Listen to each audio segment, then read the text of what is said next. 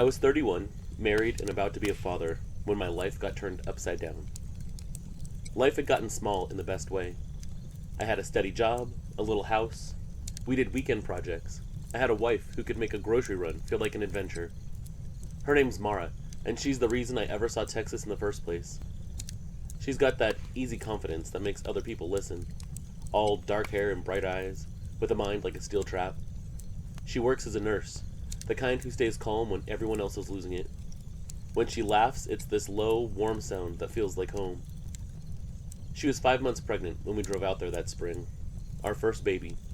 She had one hand resting on her belly almost all the time, like she was holding the world in place. We were heading to her folks' house in central Texas, a ranch just outside a little town nobody's ever even heard of. Her parents, Ruth and Dale, had lived on that property their whole lives. A working cattle spread tucked up against a patch of rough country that they called the Breaks.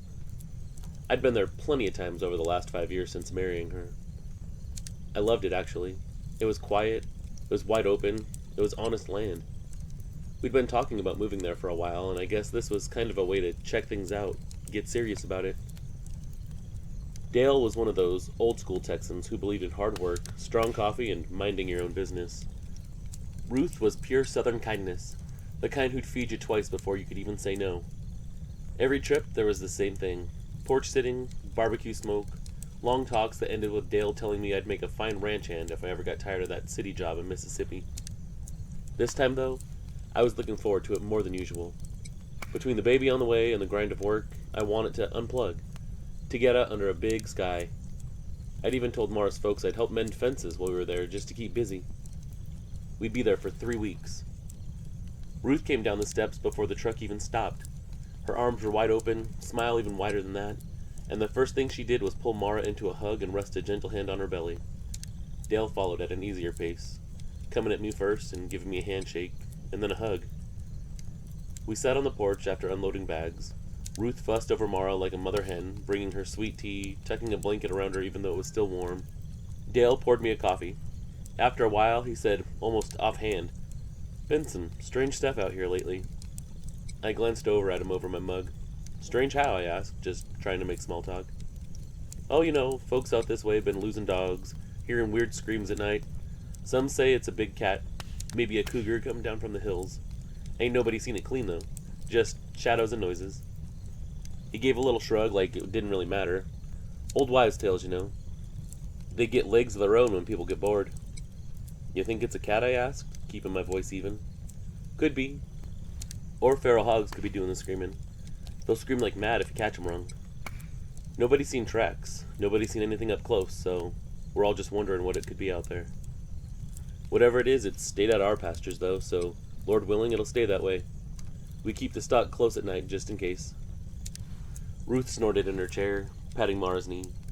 "Ain't nothing out here but coyotes and people's imaginations. You menfolk just love to scare yourselves. We mind our own business, go to church, keep our fences mended, and leave the devil to his own devices." Then they went back to fussing over Mara and the baby bump, talking names, nursery colors, how Ruth planned to quilt a blanket. Dale started telling me about a new tractor part he'd ordered. On the surface, it was all normal. It was family talk, ranch talk, baby talk. And it went like that for a long time. But it was about 2 weeks into the visit where everything went wrong. That day, it was the slow, easy kind of day where you lose track of what day it even is. We'd fallen into a rhythm while we were there.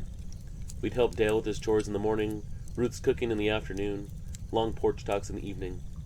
Everything felt steady, almost boring in a good way. But that night after dinner, the air was soft and warm, a breeze just enough to rattle the wind chimes. So Dale suggested we stretch our legs before turning in. Mara wanted to come too, so the 4 of us wandered out past the barn toward the back edge of the property where an old creek bed cut through. That creek hadn't held water in years, just a long scar over pale clay and tumbleweed now. I guess the first weird thing that we thought was the smell. It was this sharp, chemical, almost electric smell. The smell of thunder and rain, but nothing was out there in the sky. And then it got mixed with sulfur and something fairly rotten, like ozone and bad eggs. It burned the inside of my nose, actually, made the little hairs on my arms stand up. Mara wrinkled her face and put a hand over her mouth. Ruth waved at the air like she could chase the smell off.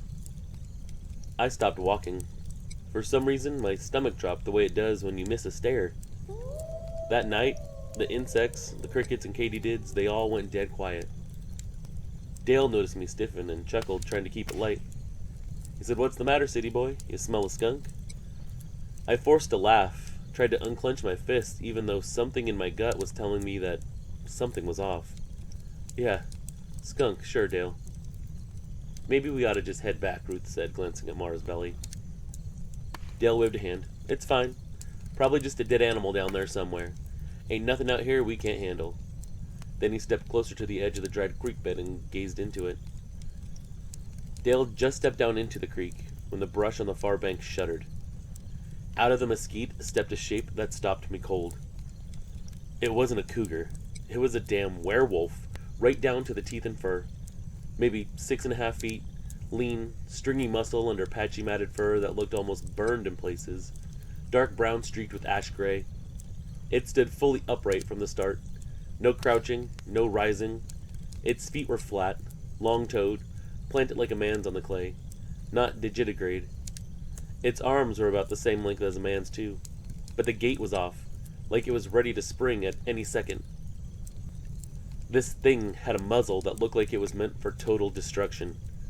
Teeth and powerful jaws, ears that were ragged, eyes sunk deep.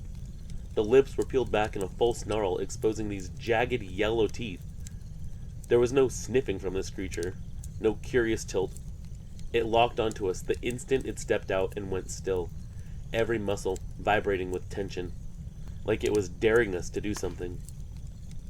And then it opened its mouth and made a sound I will never forget.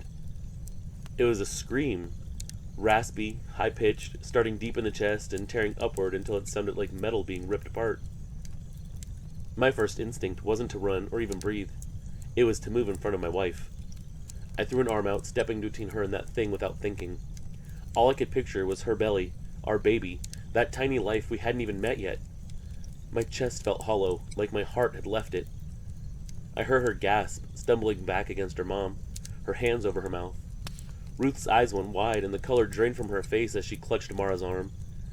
Dale froze mid-step in the creek bed, one hand half raised like he was urging us to stay still. His voice came out flat and calm, too.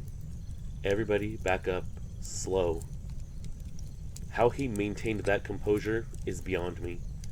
I wanted to crap myself. That thing hissed. It was a sound that was like steam from a cracked pipe. Every nerve in my body screamed this was about territory, not curiosity, and this thing wanted us gone. 1 second it was frozen. The next it exploded forward, faster than anything I've ever seen move. It was a half charge, though, maybe 30 feet, dirt spraying behind it. The sound it made wasn't like the scream from before. This was deeper, almost human, but with that same ragged edge. It stopped dead halfway across the creek bed, slammed both feet down so hard I could feel it through the ground. Then it threw its head back and roared. It was a bellow, a warning, louder than any animal I've ever heard roar. It beat its chest with one clawed hand. 3, maybe 4 quick smacks that echoed through the trees, and then dropped its arm again, standing straight.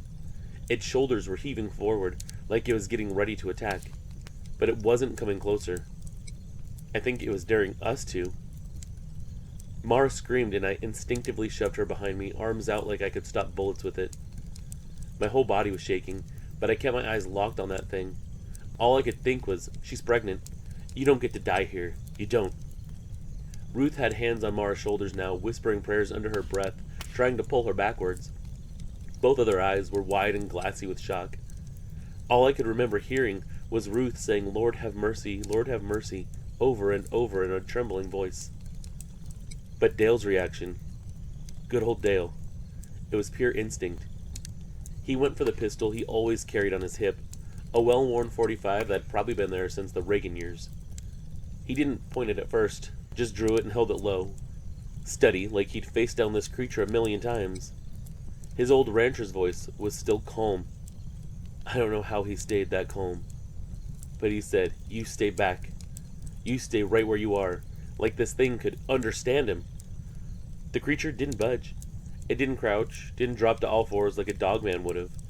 It just stood there perfectly balanced, flat-footed on that damn clay, Its arms hung loose but ready, chest still rising and falling.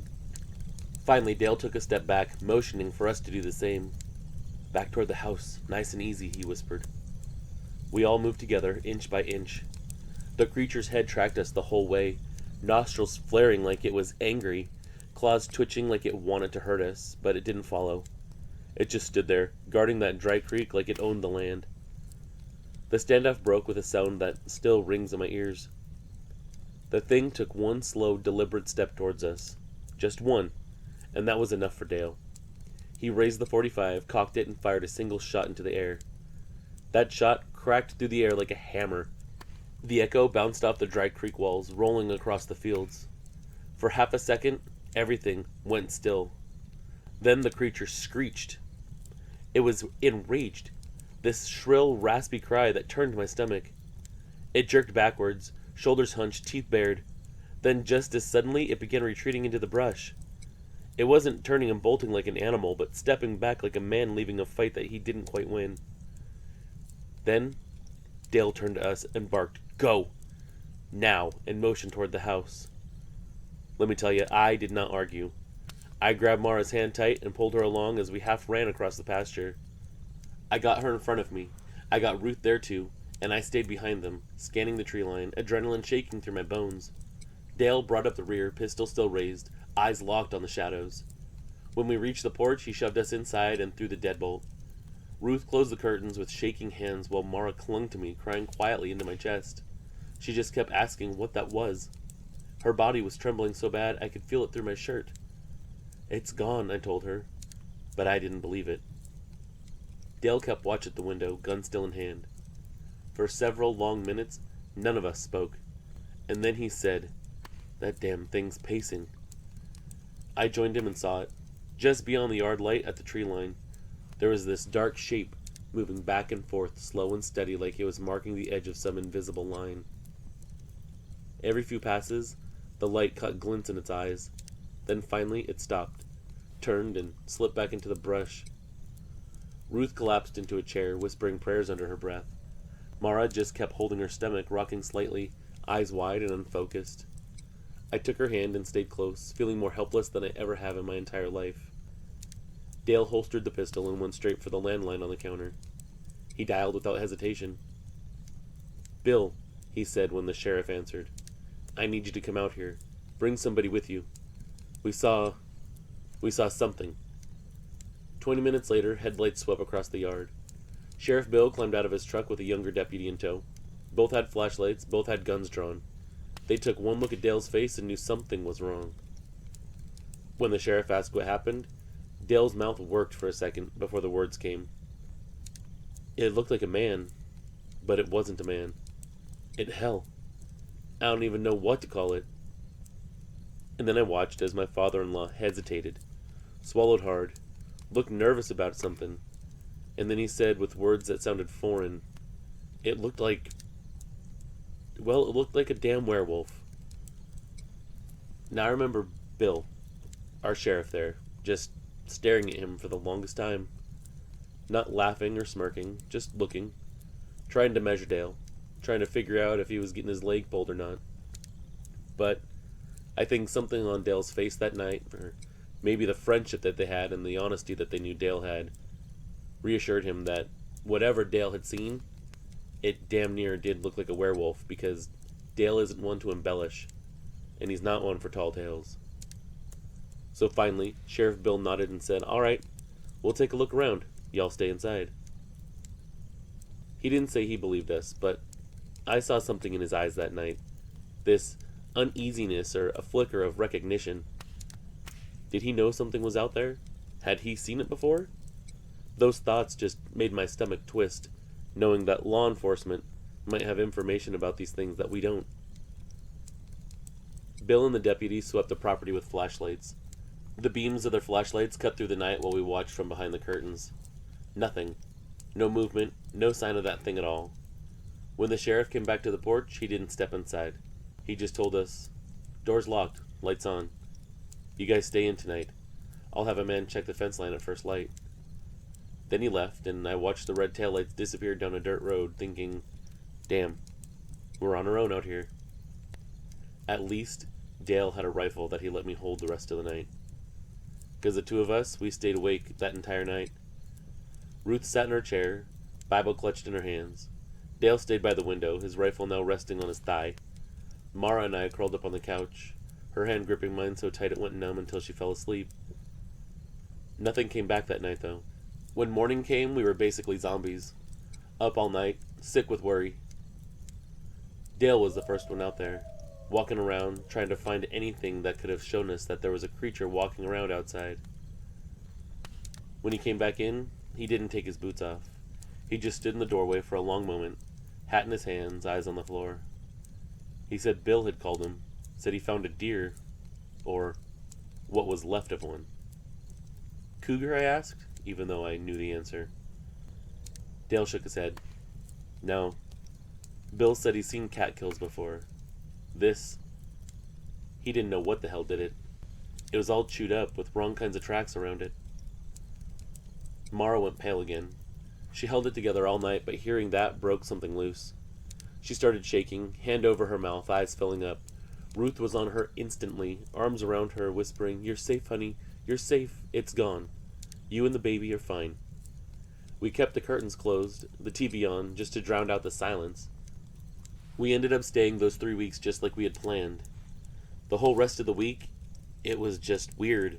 It was like we were walking around on eggshells, but Mara didn't want to leave her parents without knowing that that thing was really gone. There weren't any more sightings. We didn't catch any phantom smells or hear those roars. But Dale kept his rifle close, and his backup rifle was close by me. We did rounds at dusk. Ruth and Mara stayed near the house. Definitely didn't go outside after dark. We talked a lot about that thing the rest of the time we were there. Made theories about what it could be. I mean, sure, it looked like a werewolf, but those things are movie creations, bad imaginations. What we saw was flesh and blood. It had to be something other than that, right? We went back home to Mississippi after that. Ruth and Dale never saw that thing again. Never had any sort of trouble. And we decided to stay in Mississippi. But unfortunately, I can't say the same thing for myself. Just because Ruth and Dale never saw that thing again doesn't mean it was the last time that I saw something that I couldn't explain.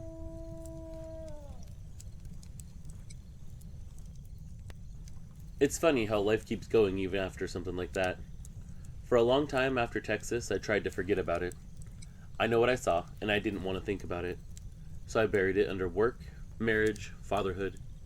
You get good at pretending when there's a kid depending on you.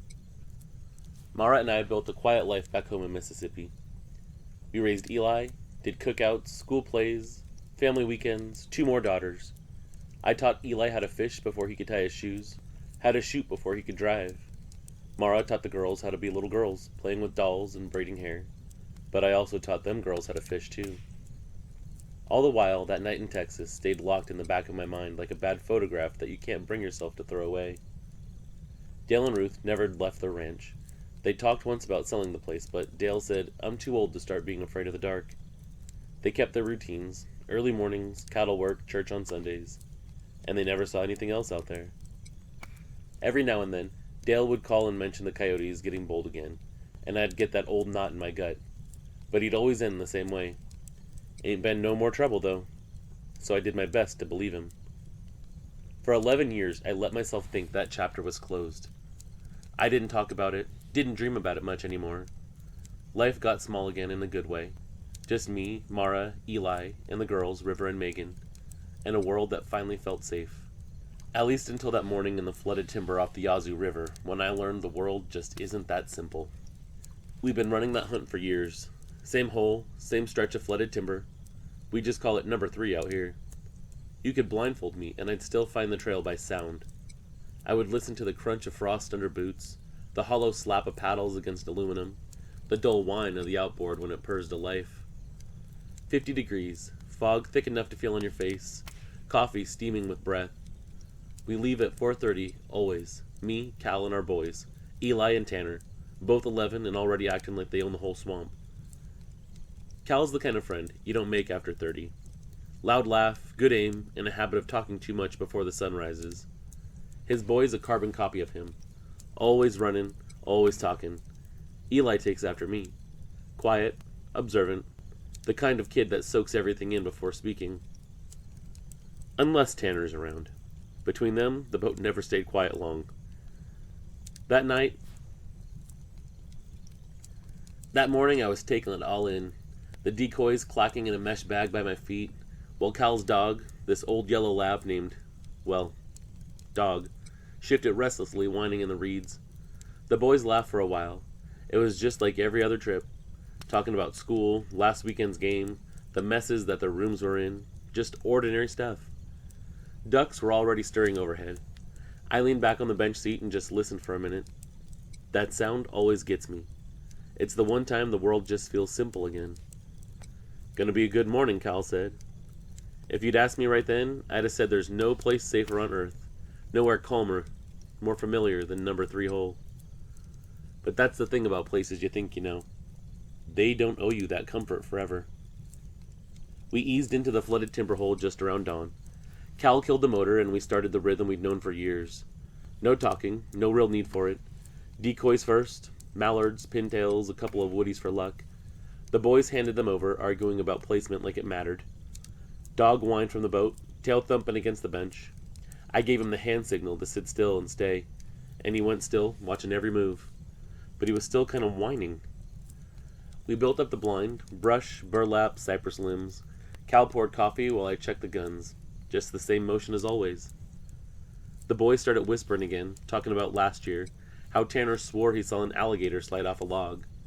Eli was there to argue with him, saying he probably just saw a beaver. By the time the sky began to lighten, the marsh came alive. The first group of teal cut across the far side, darting low and fast. The shots cracked through the fog. Dog launched from the boat, splashing through the cold water. The boys cheered him on and he brought back a teal, proud as if he'd done it himself. For a while, everything was just right. More ducks came in, more shots, laughter, coffee refills, the click of spent shells dropping into the bucket. It was getting on toward mid-morning when the world just, slowed down. One minute there were mallards whistling overhead, and the next it was like somebody had hit a mute button on the whole slew. Dog noticed it before any of us. His ears shot up, nose twitching hard, a low whine rolling out of his chest. He stared across the flooded timber toward the far bank like he caught a scent of something that he didn't trust. "Guess somebody told the ducks it's quitting time," Cal muttered, forcing a grin that didn't even really reach his eyes. The boys had gone quiet too. Eli was peering through his binoculars, elbows on his knees, Tanner fidgeting beside him. Dog let out another uneasy whine, pawing at the bottom of the blind. His tail had stopped wagging. Tanner was the first to speak, though. His voice was barely above a whisper. "Dad, look, there's a big dog." Cal glanced down, half distracted, asking where. "There," Tanner said, "right by them trees." Eli was looking in the same direction, leaning forward like he was trying to get a better look. "It's walking weird, Dad," he said, and that tone, half curiosity, half unease, made my stomach tighten before I even turned to look. I followed their gaze across the slough. At first, all I saw was a dark lump near the water's edge. It could have been anything. A log, a hog, something in the mud. Then it shifted. The shape straightened, rising slow out of the fog until it was standing chest high above the reeds. We're talking broad shoulders, narrow waist, dark fur slicked down like it had just come out of the water. For a heartbeat, I was right back in Texas. It was that damn thing again. But how? How did it find me? It took one step upright, no lurching, no staggering, just human kind of steady. The reed swayed around its legs as it moved. Dog let out a low growl, deep and uneasy. I heard Cal sucking a breath beside me, but neither of us said a word. Then his voice came rough, barely above a whisper. "You seeing this?" "Yeah," I said, though the word barely made it past my throat. Every nerve in my body lit up at once. My hands went numb, that strange cold rush of adrenaline flooding through me like a shot of ice water. It wasn't fear yet, not the scream and run kind, but the deeper kind, the kind that makes your whole body know before your mind catches up. My brain kept flashing straight back to Texas. 11 years ago, but as sharp as if it had just been yesterday. That electric tang in the air, that wrong chemical smell, the impossible way it stood there, flat-footed, staring at us like some monster out of a movie. "That's not a damn dog," Cal muttered, voice low and tight. Through the fog, that thing moved again. Just a shift of weight at first. Then stood fully upright. This thing had to be 8 feet tall. It had long arms hanging loose at its sides, ending in what looked more like hands than paws. Its head tilted slightly forward, the ears pointed and alert, moving back and forth trying to catch a sound. The boys must have sensed the change in us, because Tanner whispered, "What's wrong?" And Eli just echoed, "Dad?" Neither of us answered. Dog started to growl like he was protecting us. His hackle stood straight up from neck to tail, and that sound, it wasn't his usual growl. This one was primal, a sound I'd never heard come from him before. The thing across the slough didn't flinch. It just stood there, still as stone, like it had all the time in the world to just study us, to watch us, to see what we were going to do. And I swear for the briefest second I thought I saw that thing smile. Nobody moved for maybe 30 seconds, maybe a little less, maybe a little more.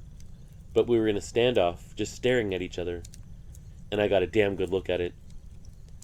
That's when I noticed little things and realized this wasn't what I saw in Texas. Upon further inspection, it wasn't even close. The one out there in the clay that night had been lean, stringy, something wild and furious that looked built for tearing and killing. This one was bigger, taller by a couple of feet, shoulders wider than a man's frame could even handle, but heavier through the chest and hips. Its legs were different too, bent at the joints like a dog's. When it shifted weight from one foot to the other, it didn't sway like a man trying to balance. It flowed, like all four-limbed grace on 2 legs. Even its presence was different. The one in Texas had radiated rage, like a storm about to break. This one actually felt calm. Not friendly or safe by any means, just more curious than aggressive. It was a quiet kind of control, like it knew exactly what it was and didn't need to prove it. Cal started to lift his shotgun. Slow, more out of instinct than threat, I think. I reached across and caught his sleeve. "Don't." He froze. The thing tilted its head as if it understood exactly what I just said. Then it took a single step backwards into the fog, never breaking eye contact. One more, then another, until the reeds swallowed it whole. For a heartbeat, there was nothing but silence. Then, from farther down the slough, came a deep splash of something heavy sliding into the water. Ripples fanned out, faint and widening, until they vanished against the mirrored surface. I think that thing had jumped in the water somewhere. And just like that, it was gone. Cal snapped out of it first. "We're done. Load up," he said. And that was enough. Eli and Tanner had seen the exact same thing we did, and they scrambled to gather their things, hands fumbling over shell boxes and thermoses. I started breaking down the blind, my eyes locked on the tree line where the thing had disappeared. Every nerve in me was screaming to move faster. Dog jumped onto the boat without even being told, still trembling, tail tucked so tight it nearly disappeared. He kept looking back toward the far bank, low growls rolling out of his chest in short bursts. "Stay alert," Cal told us, tossing the last of the gear in and shoving us off. His voice had that sharp, thin edge it gets when fear's pretending to be in control. The boys started asking again, what was that? Was it a bear? Why are we leaving? But neither of us had answers for them. We just stared ahead, eyes flicking back and forth to every bank every few seconds, making sure that that thing wasn't following us. By the time we hit the main river, my hands were shaking too hard to even pour a cup of coffee. And then back at the truck, the world just felt wrong. Still too sharp, too still, like the air hadn't caught up yet. We loaded everything up in silence, and then Cal was again the first to speak. "It was a bear on its hind legs," he said. "Right?" "Yeah," I said, "or a big feral dog. Could have been fog," he added, not believing it for a second. We both knew we were lying, but it made the space between us easier to stand in. Eli climbed into the truck beside me, quiet for once. As I turned the key, he said, "Dad." It was watching us. I forced a smile and tried to sound casual for his sake. "Probably just curious, buddy." He nodded, but he didn't look convinced, and I sure as hell wasn't. On the way home, the boys whispered in the back seat about werewolves, half joking, half hoping it really was something that they could name. Cal and I didn't say much, just kept our eyes on the road. We dropped them off first, and he looked at me before closing his door. He shook his head and whispered, "Werewolves." When I got home, Mara was in the kitchen, reading something on her phone. She looked up, smiled and then stopped when she saw my face. I told her what we saw, about how it was different than the one in Texas. I told her it looked bigger, smarter maybe, calmer. Whatever we saw back then, that thing was angry. This one, it felt like it was studying us.